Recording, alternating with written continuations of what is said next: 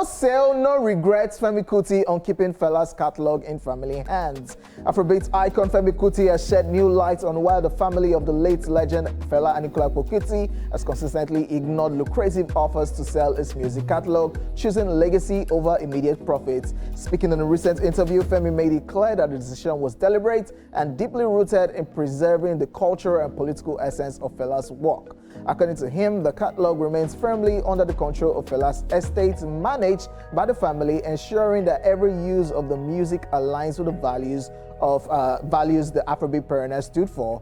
A key figure in that decision is Femi Kuti, as Fela's eldest daughter, whom Femi described as fiercely protective of their father's legacy. He revealed that Yeni strongly opposed any move to sell the catalog, a stance the rest of the family ultimately supported without hesitation. We never sold Fela's catalog. It's under Fela's estate controlled by the family, but we license the music, Femi explained, clarifying that while ownership remains intact, the family has entered into temporary licensing agreement with foreign companies to distribute and manage the music. He further noted that this arrangement allows the family to retain control while still benefiting from global reach and revenue. So we control it. When the licensing period is done, we will take it over and license it again, he added, highlighting a long-term strategy built on sustainability rather than surrender. Femi also pointed out the financial implications of their choice, stressing that selling the catalog outright would have cut off royalty streams to the family. Looking ahead, he expressed hope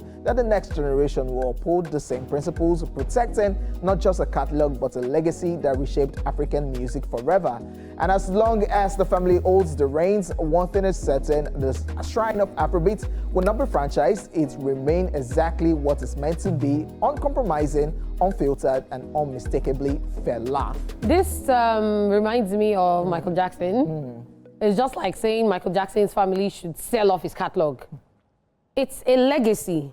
It is something that even generations to come will love, because every time we talk about music in Nigeria, every time we talk about pioneers of music, especially of Afrobeat, we can't but talk about the late Fela Kuti.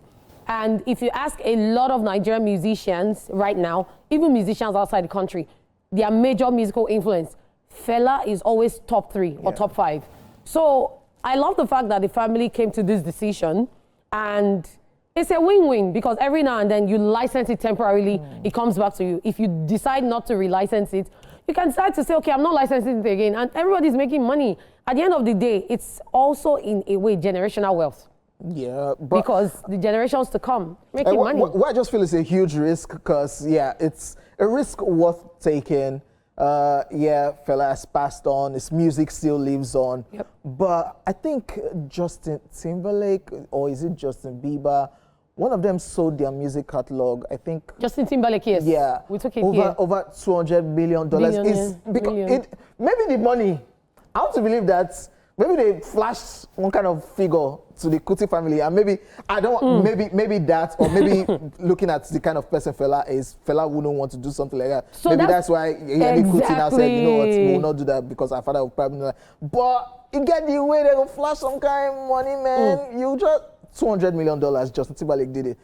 But he's still making music. Guys, because, okay. He's still making music. Okay, which is kind of like different. Because if this song goes to a particular estate, that is it. It's no longer royalty. Let me give you an example. See Taylor Swift. Everything was taken away from her. She's tired all over. She's still making music. Brown, that one a thief. Yes, and she has made a name for herself. She's still making money. She's one of the richest female musicians. Yeah, I get that part. Because if it's that it was still alive making music, I just say, okay, you know this chapter, we'll sell this chapter for $200 million.